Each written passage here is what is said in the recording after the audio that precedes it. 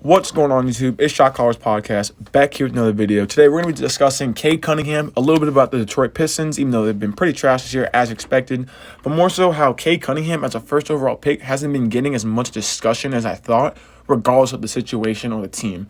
Honestly, as a rookie, no one really cares about your team's success. It's more so what you can show and what you can flash your first season. And Cade, especially recently, has been really good. So I want to bring a little attention to Cade and kind of how he's basically been exactly what the Pistons have needed, specifically because Killian Hayes has just been god-awful this year, and he's been pretty much trash. So we'll see what he's going to be, too. But with that said, this will be a little quick, short video. So if you enjoy this type of video, don't forget to leave a like and subscribe. Turn on post notifications so you never miss a beat. If this is your first time being on the channel, hi, my name is Kyler, Shot Callers Podcast. We upload daily NBA videos every single day. And that's basically it. Stay tuned for the podcast. It should be coming in the spring/summer. Links will be in the description. More news about the podcast will be coming out soon. With that said, let's get started. So this season, Cade Cunningham's averaging 16 points, about 5 rebounds, and about 5 assists. On mediocre efficiency is the best way I can put it. But it's been more so his recent games, especially around his last 8 to 10 games, I'd say, have been really impressive. And the type of player that people really get reminded of is Luka Doncic when it comes to Cade Cunningham. And I'm not saying really more so on that level. It's just more so this big body point guard is tall, has a little bit of size to him, who can really handle the ball as a guard. You can probably put him at a 2 more so than Luka, just because I think Cade's a better off-ball player already right now than Luka is. And it's only just because we've never really seen Luka in an off-ball role outside of his rookie year, except he's really more so playing with Dennis Smith Jr. And obviously, Dennis Smith, we know what type of player he is right now. He's really not that great. But I really do like Cade's off-ball catch-and-shoot game. He's really flashed that.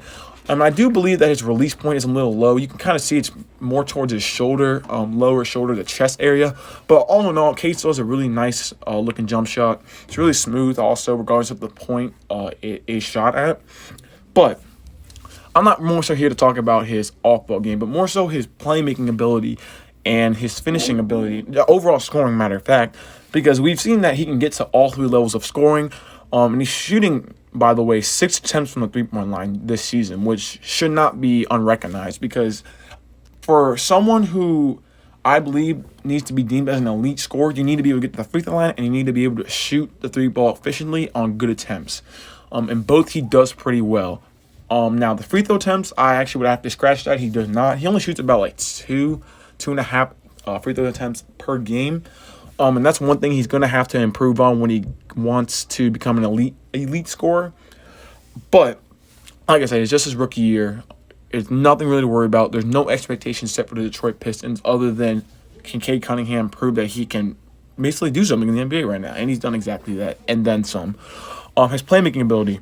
So it's difficult to really gauge based off if you just look at the numbers, just because his teammates and his lack of talent around him is pretty poor.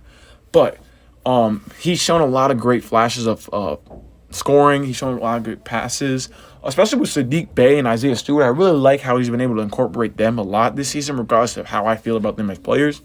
So that's really been nice to see. And overall, Cade has just been a solid rookie player. Now, he isn't my rookie of the year. I'm still going to take Mobley. I'm still going to take the fact that regardless of, I think, Jared Allen being there helps him. They're still one of the top defenses in the league. Cleveland Cavaliers are like the 4 seed right now. So, obviously, I'm going to take Evan Mobley because I think he's had the most impact when it comes to winning basketball on his team. And he fits exactly what Cleveland's trying to do defensively in their schemes. But, in second, I do have Cade Cunningham. I do think he passed Scotty Barnes. Scotty's been a little down lately when it comes to shooting, but Scotty's still a really good rookie. Great potential other than that. So, with that said, what do I expect from the Detroit Pistons? So, heading into this draft, 1, Killian Hayes, it's official. He's a bust. I'm out on Killian Hayes. It's just like a lot of other people. But with that said, it's like I said, it's really difficult to gauge how good Cade can really put up when it comes to the numbers, because he's playing with pretty much below average shooters across the board if you really look into it. And the lack of talent makes it difficult for him to really do something when his teams are pretty much just throwing up bricks. And that's why the Detroit Pistons are at the bottom of the standings. Now, a player I think they should draft, Banchero from Duke, Paulo Banchero. I really like his game. I really think it'll match Cade Cunningham well because he's really his dynamic scorer who can do it all. I think Banchero lacks a little bit on the defensive end. I think he's a little slow-footed. But like I said, I'm not too worried. Banchero is my guy who I think the Detroit Pistons should look to draft when pairing up with Cade. Like I said, reminds me of a Luka Porzingis situation. You got your big man, you got your guard, and Cade can do it all. Like, there's not a single thing that Cade hasn't shown that he couldn't do. And especially on the defensive end, which has been surprising to me the most, that has picked up in the NBA this quickly. I mean, he finished one of his games like a couple nights ago with 4 blocks, which is absolutely ridiculous, especially when you're talking about guards. 4 blocks, another game he had like 3 steals. And I know blocks and steals don't gauge how good you are defensively, and trust me, I do understand that, being a defensive guy minded myself. But at the end of the day, putting up 4 blocks and 3 steals is not easy, and I think that's very impressive. And overall, like I said, the Detroit Pistons are looking at tank, so defensively, I don't know how to really gauge their scheme-wise other than the fact that they're not looking to win. So I'm not really going to judge Cade on when it comes to like help defense, when it comes to team defense, when it comes to rotations, when it comes to just reading like little things like that. So I am going to look more so at the box score and based off what I've seen from Cade, and I'm like, okay, he has the mechanics, he has the feet. He has the lateral quickness guard 1 through 3, basically, depending on how big that forward is. You don't like that he can switch on a big man, but just due to his size, he's just like not some guy you can just easily bully in the paint. And overall, he has it on the defensive end, and the potential's all there.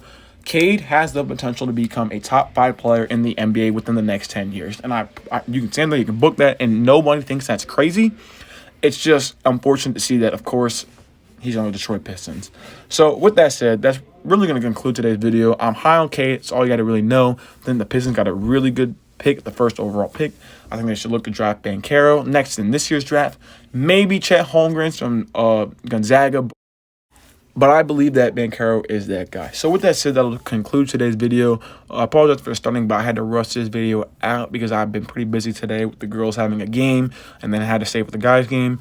So, like I said, I apologize for the rush. But if you enjoy this video, don't forget to leave a like and subscribe. Turn on post notifications so you never miss a beat. And with that said, shot callers out.